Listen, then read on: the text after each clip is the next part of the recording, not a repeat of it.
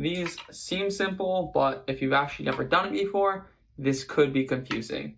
So I'm going to show you guys exactly how to do this using this pretty standard tape roller. A brand new thing of tape right here. What you're going to do is you want to stick it on right onto the roller. And now what you do is you don't put the tape on top, as some people think. Rather, you take off the tape and you're going to pull it up straight from the starting point,